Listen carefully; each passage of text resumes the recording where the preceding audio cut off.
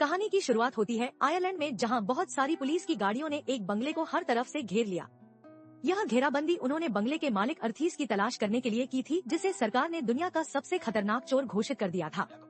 तभी एक रिपोर्टर की नजर पड़ी कि एक चोर को पुलिस वालों ने पकड़ लिया है, जिसे पूछताछ के लिए ले जाया जा रहा था। उस चोर को पुलिस वाले बंगले से मीलों दूर समुद्र के एकदम बीचों बीच ले गए। वहाँ पर उससे पूछताछ शुरू हुई। मल्च नाम के इस आदमी को पुलिस वालों ने सवालों के जवाब देने के लिए मजबूर किया। अब पुलिस वाले पूछने लगे कि आर्थमीज कहाँ पर है, लेकिन मलच ने इस बात के जवाब में कहा कि अभी तो तुम यह जानते ही नहीं कि इस सब के पीछे का मास्टरमाइंड है कौन, क्योंकि असल में बाप नहीं, उसका छोटा सा बेटा, उसका नाम भी आर्मीज फाउल है, वह इस सब के पीछे है।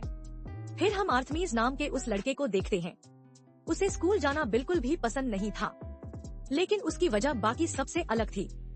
सिर्फ 7 साल की उम्र में उसे अपनी टीचर्स से बहुत ज्यादा पता था। वह उनसे ज्यादा होशियार था और वह चेस का वर्ल्ड चैंपियन रह चुका था। इसके अलावा अर्थस ने अपने बचपन में ढेरों साइंटिफिक प्रोजेक्ट्स बनाए और एक्सपेरिमेंट भी किए। अपने इन प्रोजेक्ट्स और बेहतरीन एक्सपेरिमेंट्स के लिए अर्थस को ढेरों इनाम भी दिए गए। लेकिन इस सब के चलते अब अर्थस अपने आप को सबसे ऊपर समझने लगा था। वह अपने टीचर्स से भी बड़ी बदतमीजी से बात करता। जब बदतमीज अपने स्कूल से घर आया तो वह बहुत खुश था, यह सोचकर कि आज तो पापा के साथ समय बिताऊंगा। लेकिन तभी उसके पिता ने दुखी मन से उसे खबर दी कि उन्हें फिर से एक बिजनेस ट्रिप पर जाना होगा। उदास होकर अर्थमीज ने अपने पिता से कहा कि मुझे हमेशा आपसे दूर रहना बिल्कुल भी पसंद नहीं है। तभी उसे तसल्ली देते हुए उसके पिता ने कहा कि मेरा काम कुछ ही दिनों में हमेशा के लिए खत्म हो जाएगा, फिर मैं तेरे पास ही रहूंगा। इस बातचीत के बाद बाप और बेटा महल के अंदर साथ साथ चलने लगे और कुछ घंटों बाद अर्थस ने अपने पिता को अलविदा कहा। वह अपने प्राइवेट हेलीकॉप्टर में बैठकर वहां से चले गए। अगली सुबह अर्थी हमेशा की तरह अपने कमरे में नींद से उठा। तभी अचानक महल के अंदर उसे किसी के जोर से चीखने की आवाज सुनाई दी। अर्थमीज जल्दी से यह देखने गया कि आखिर यह आवाज है किसकी। तभी अर्थमीज की नजर डोमोव पर पड़ी, जो कि फाउल परिवार का एक बॉडीगार्ड है।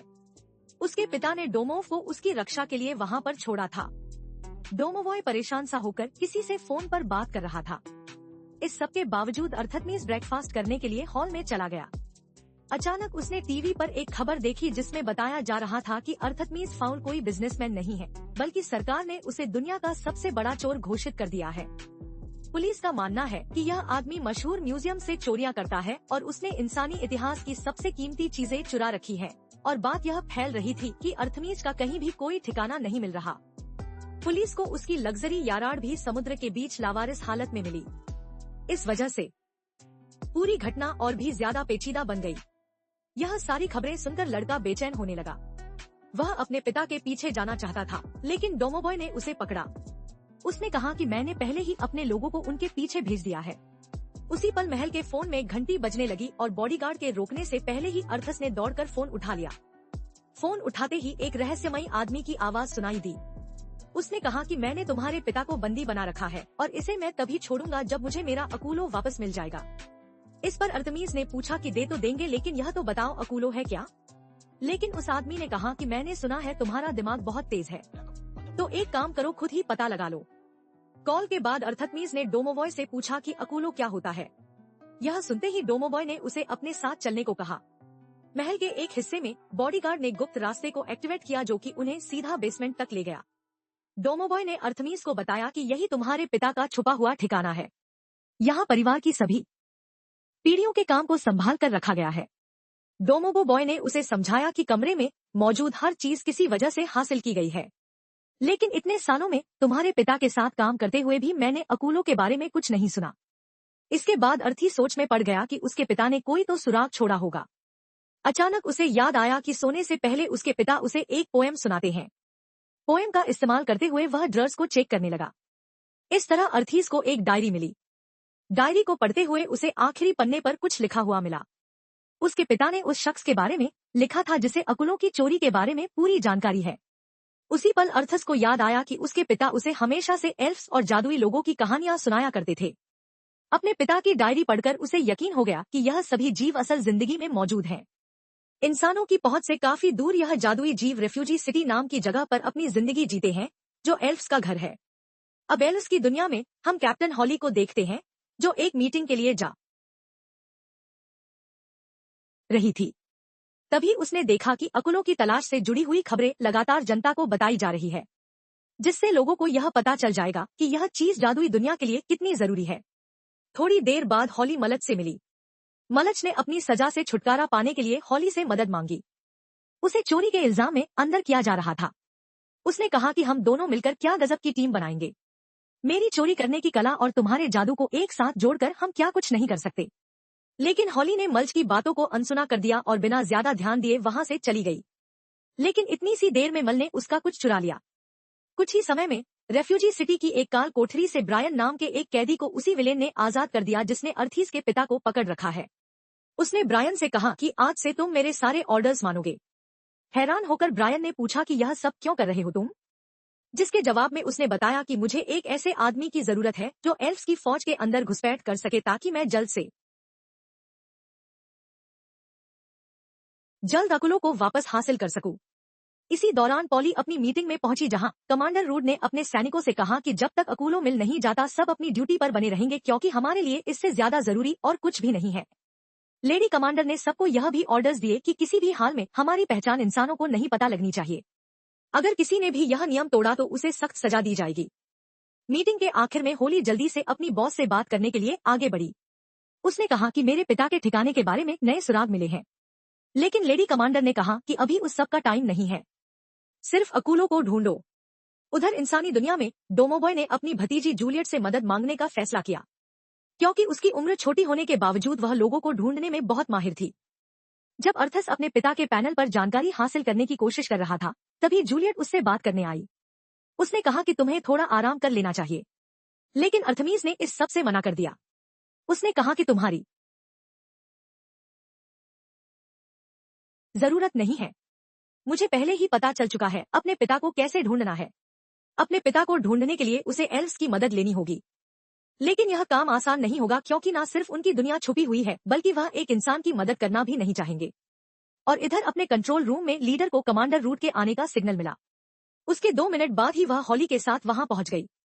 बिना वक्त गवाए उसने बताया कि एक कैदी जमीन की सतह पर से होते हुए भाग निकला और क्योंकि हमारे सारे फौजी अकूलों को वापस लाने के मिशन पर लगे हुए हैं, कमांडर ने फैसला किया कि इस मिशन की जिम्मेदारी हॉली को दी जाएगी। इस बात से खुश होकर जवान लड़की कैदी को ढूंढने निकल पड़ी। कंट्रोल रूम से कमांडर रूट ने हॉली को मिशन की पूरी जानकारी दी। हॉली उड़ते हुए एक छोटे से यूरोपियन शहर की तरफ चली गई। यहाँ के लोग एक बहुत बड़े राक्षस की वजह से बहुत परेशान थे, जो असल में जादुई दुनिया से भागा हुआ वो कैदी निकला। जब होली ने राक्षस को एक लड़की को पकड़े हुए देखा तो उसके सर पर हमला कर दिया, जिससे उस राक्षस ने अपने शिकार को दूर फेंक दिया। लेकिन होली ने जैसे तैसे उसे गिरने से बचाया। बच्ची को उस जीव से दूर ले जाने के बाद फौजियों ने एक जादू का इस्तेमाल किया ताकि लड़की के शरीर पर लगे घाव ठीक हो जाएं। इसके बाद हॉली उस राक्षस का सामना करने के लिए आगे बढ़ी और उसे बल्ब की लंबी लंबी तारों में कैद करने की कोशिश करने लगी। लेकिन उसी वक्त राक्षस ने हॉली को पकड़ लिया। एक एल्फ को राक्षस से बचाने के लिए लड़ाई के बीच में कैप्सूल भेजा गया, जिस वजह से वहां मौजूद हर इंसान के लिए वक्त रुक गया। इसका फायदा उठाते हुए बाकी सोल्जर्स उस जगह पहुंच गए ताकि उस राक्षस को गिरफ्तार किया जा सके और साथ ही उन सभी इंसानों की यादें मिटा दी गई जिन्होंने भी होली को देखा था। अब हॉली ने एक दूसरा रास्ता चुनने का फैसला किया और कमांडर रूट की धमकियों के बावजूद भी वह मजबूती से खड़ी रही। उसने कहा कि मैं अपने पिता की खोई हुई इज्जत को वापस जरूर लाऊंगी। इस वक्त अर्थीमीज अपने पिता की डायरी पढ़ रहा था। पढ़ते पढ़ते उसे समझ आया कि उस आदमी ने इंसानों की दुनिया को बचाने के लिए एल्व्स की मदद की थी। वो यह भी जान गया कि वह शख्स जो अकीलों के पीछे हाथ धोकर पड़ा है उसका नाम ओपेल है। इसके बाद अर्थमीज डायरी में दी गई जगहों में से एक पर डवोन से मिला।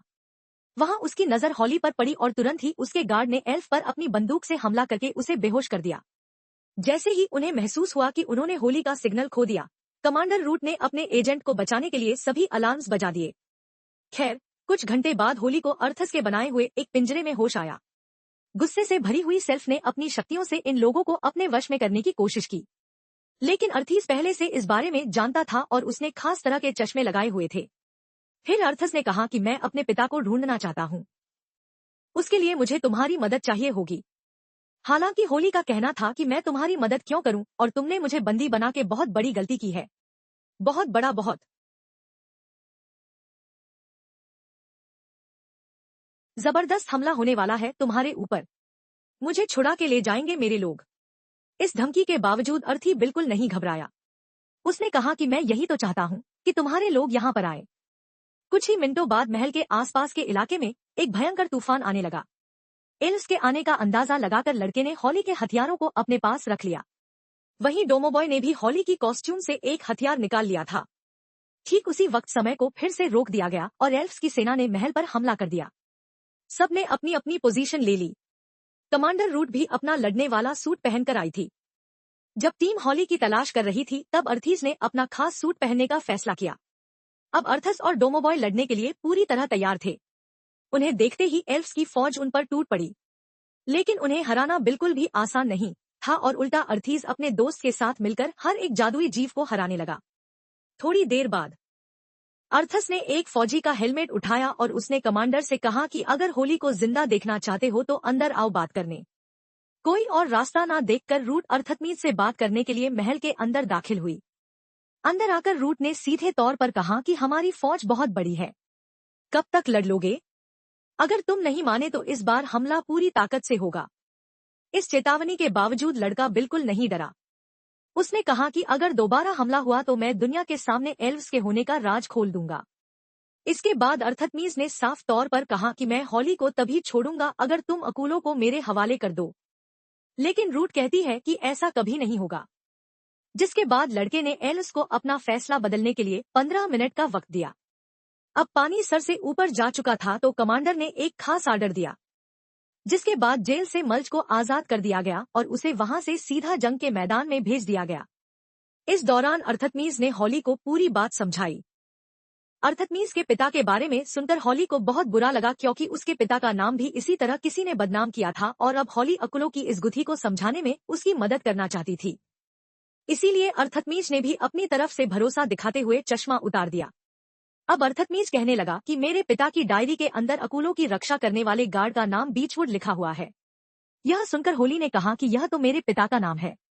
वह जानते थे कि अकूलों कितना ज्यादा खतरनाक है, इसीलिए उन्होंने हमेशा के लिए इसे छुपा देने का फैसला किया। जिसके बाद सभी उसके पिता को एक गद्दार कहकर बुलाने लगे। यह सुनकर अर्थतमीज एक गहरी सोच में डूब गया। तभी जूलियट की नजर एक नए एयरक्राफ्ट पर पड़ी और उसने तुरंत इसकी खबर अर्थस को दी। अब मलच कमांडर के पास पहुंच चुका था। कमांडर ने उसके सामने एक डील रखी कि अगर वह जल्दी से महल तक पहुंचने की एक सुरंग खोद दे तो वह हॉली को बचा सकते हैं। इसके बदले में उसकी सजा बहुत कम कर दी जाएगी। इस बात से खुश होकर मलच तुरंत इस डील के लिए मान गया। इसके बाद मलच सीधा महल के पास वाले समुद्री किनारे पर पहुंचा।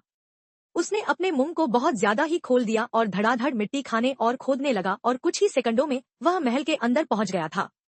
यह घुसपैठ देखते ही डोमोबॉय ने अर्थनीस को खबर दी और वह तुरंत समझ गया कि इसे होली को बचाने के लिए भेजा गया होगा।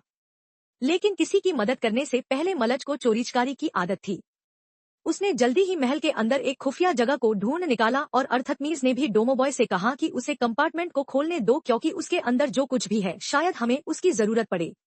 अर्थतमीज ने हॉली से कहा कि अगर हम मिलकर काम करें तो यह पता लगा सकते हैं कि आखिर मेरे और तुम्हारे पिता के साथ क्या हुआ था। कुछ देर बाद मल्च ने खुफिया कमरे का सबसे मेन दरवाजा खोला और अपने जादू का इस्तेमाल करके अपने सर के बालों की लटों को काबू में कर लिया ताकि वह लोहे की बनकर सिक्योरिटी स्क्रीन को पार कर सकें। कंपार्टमेंट खुलते ही मलच के हाथ वो चीज लगी जिसे सब ढूंढ रहे थे। जल्द ही अर्थतमीज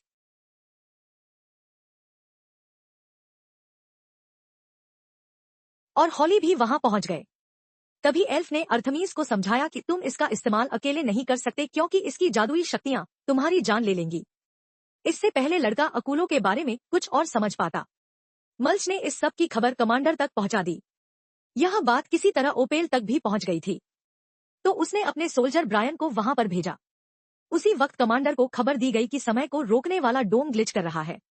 इस पूरी अफरा तफरी का फायदा उठाते हुए गद्दार ब्रायन कमांडर रूट को गिरफ्तार करने के लिए आगे बढ़ा।